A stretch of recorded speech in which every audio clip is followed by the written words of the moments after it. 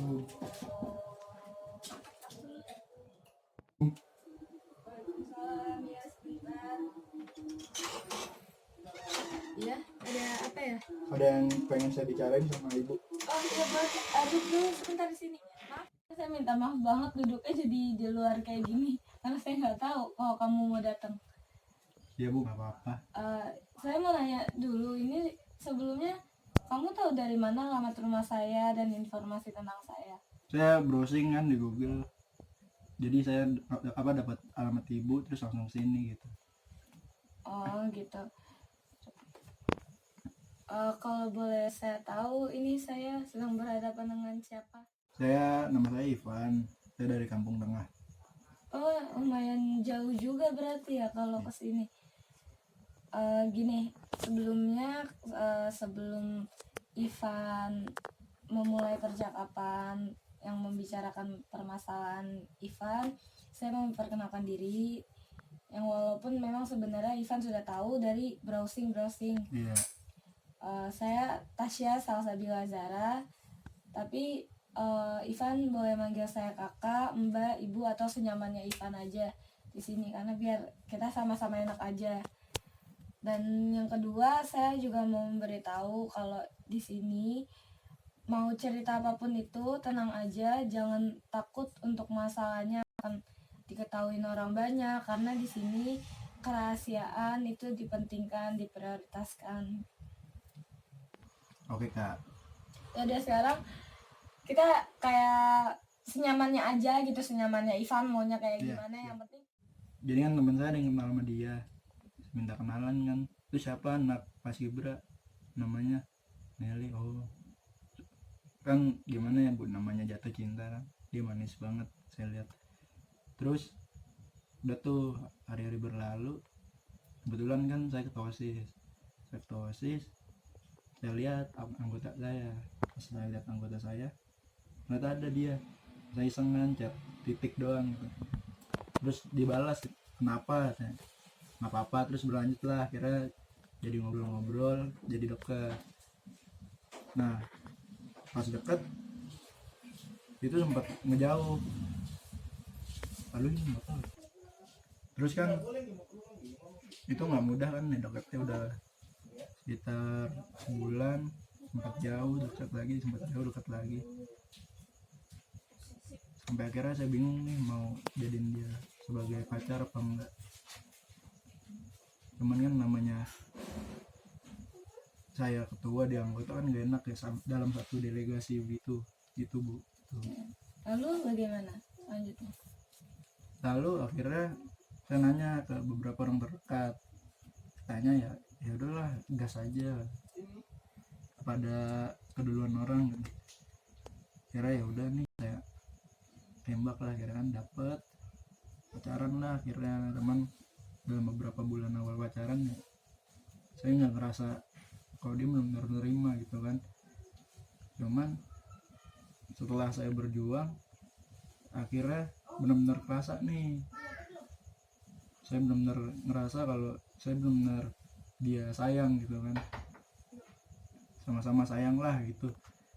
Nah udah tuh, singkat cerita, ketika udah di akhir hubungan sebelum putus, saya nyadap WA-nya kan, karena flashback lagi saya kurang percayalah sama dia. Saya sering dibohongin dalam kasus kecil, misalkan pernah ada foto di nikahan kakaknya, saya lihat tuh di Facebook, saya kasih lihat ke dia, ini kamu ya gitu kan. Kata dia bukan. Terus saya bercanda dong, masa. Terus dia bilang demi Allah kan, sampai bawa Tuhan kan, sesepele itu. Terus nggak tahu kenapa tiba-tiba di masjid Sudirman sekolah saya ada ibunya, saya ketemu kan suatu hari ketemu, dia tiba-tiba nyeritain dan ngasih lihat foto itu. Kalau itu bener dia, berarti bohong dong dalam hal sepele gitu. Coba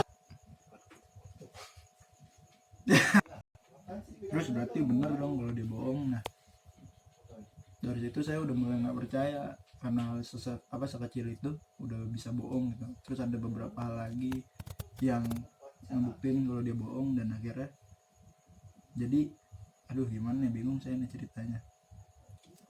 Gini, enggak, bisa nggak Ivan ceritain yang jauh lebih jelas lagi ke saya gimana kronologinya? Jadi ceritanya dia tuh pernah dideketin sama cowok satu gengnya, satu kelas. Nah saat itu pas hubungan di pertengahan, pas bebe aja, dia cerita ke saya kan kalau ada yang deketin. Terus ya saya nggak mau barbar lah, ibaratnya kayak melabrak segala macem. Jadi saya samperin cowoknya, saya ajak ngobrol bebas. Terus ada si Nelinya juga, ada ceweknya si cowok juga kan. Terus ngobrol tuh, udah cari jalan keluarnya, akhirnya udah selesai, semua udah baik-baik aja. Tapi tiba-tiba saya lihat di HP-nya ada chatan si cowok itu lagi, cuman di chat itu cowoknya doang yang ngechat. Cerita dah si Nelly ini ke saya. Terus saya pernah bilang jangan pernah dihapus nih chatnya, biar aku tahu kamu ngechat apa aja sama dia gitu kan. Terus pas malam minggunya saya cek gak ada chatnya di Line, di aplikasi Line. Nah pas nggak ada, saya tanya kan, ini kenapa kok nggak ada, yang kemarin kok itu mah udah biasa makanya dihapus. Oh ya udah. Terus saya kan udah bener-bener gimana ya, rasa percaya kan udah kurang banget. Akhirnya saya sadap lah pakai ini di WA, sadap nomornya, sadap WA nya. Dia nggak tahu tuh, kira pulang kan itu malam minggu terakhir saya sama dia. Saya pulang, habis itu saya cek, habis nganterin dia saya cek, emang benar nggak ada chatan sama cowok. Cuman saya lihat grup cewek-cewekannya, dia nge-SS tuh chat sama si lelaki itu yang ngedeketin dia. Dan bener aja ternyata dia chatan. Terus chatnya juga udah bener-bener parah kan. Nah terus saya tanya lagi di WA, terus saya chat kan, kamu beneran nggak ada apa-apa chatan sama dia sampai dia chat?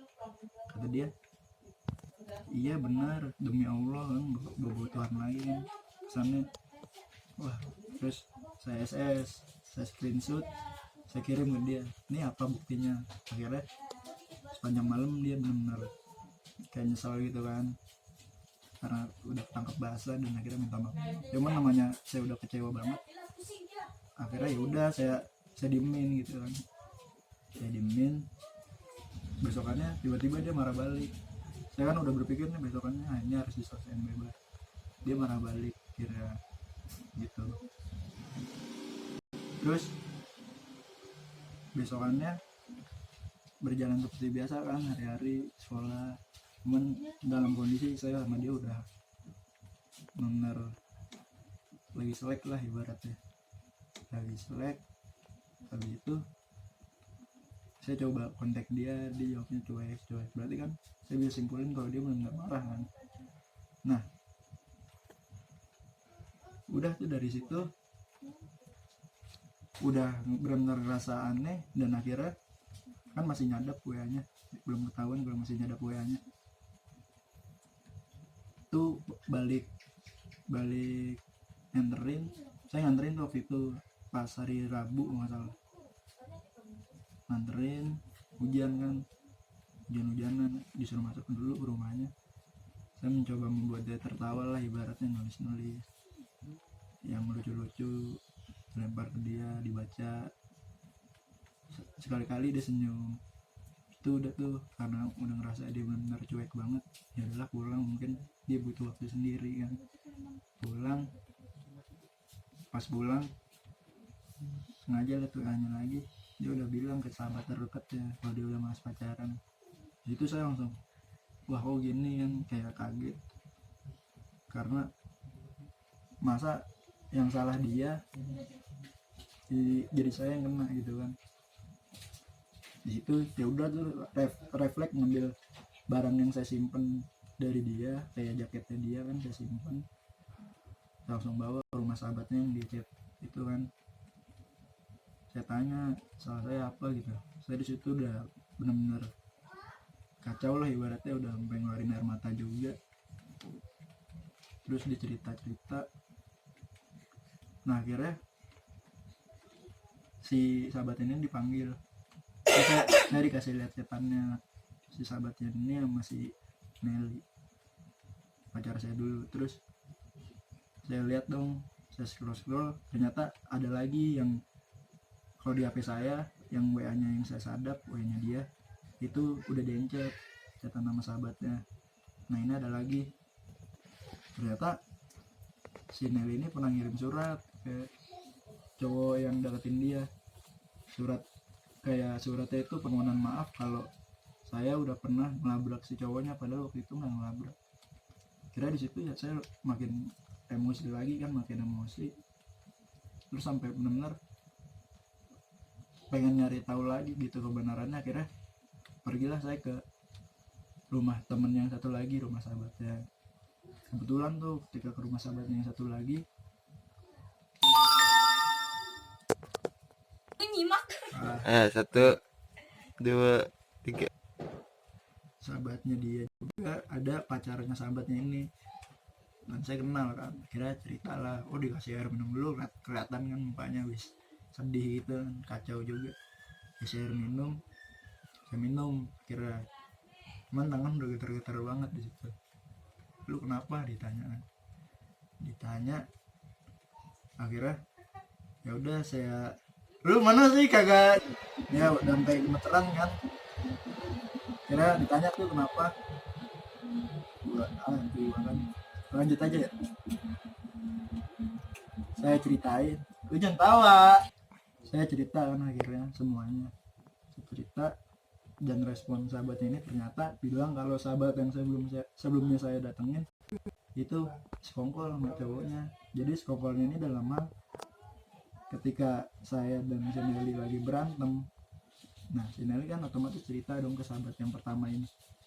Nah sahabat yang pertama ini yang ibaratnya pengkhianat lah, mengkhianati saya. Dia mengirim bukti screenshotnya kalau saya lagi berantem sama Nelly ke si cowok itu, biar cowok itu beranggapan wah ada kesempatan nih gitu. Nah di situ saya makin emosi kan, makin emosi. Cuman bodohnya waktu itu saya ninggalin HP saya di rumah sahabat yang pertama ini itu kan. Di situ ditelepon lah saya sama si Nelly, disuruh pulang karena waktu udah jam 11 kan. Waktu itu nggak berasa, udah lama cerita. Dalam perjalanan saya udah benar-benar meredam emosi lah ibaratnya, udah jangan begini, bisa diselesaikan dengan baik gitu kan. Nah udah tuh pulangnya ngecek HP, sebelumnya ke rumah si sahabat pertama itu kan ngambil HP, udah nggak ngungkit soal kesalahannya dia. Langsung pulang, dalam perjalanan langsung meredam emosi, mikir kalau ini bisa diselesaikan secara baik-baik.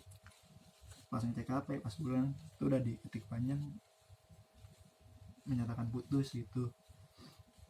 Ya udah, sekarang biar tenang, boleh sambil makan kok ini. Ya, Sambil dimakan biar tenang, biar nggak sambil emosi ceritanya. 3. Nah, terus gimana lagi? Terusin lagi, jadi bagaimana?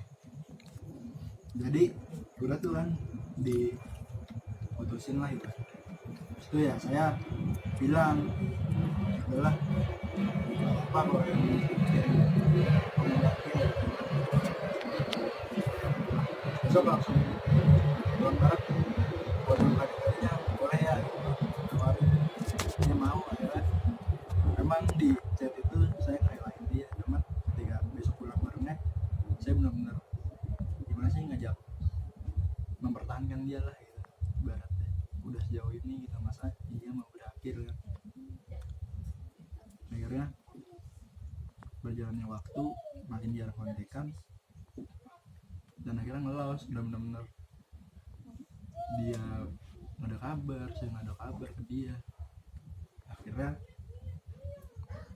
lompat tuh dari itu kan bulan Maret, lompat ke bulan Juni pas mau lebaran kan, pas banget tuh lebaran saya ulang tahun kan.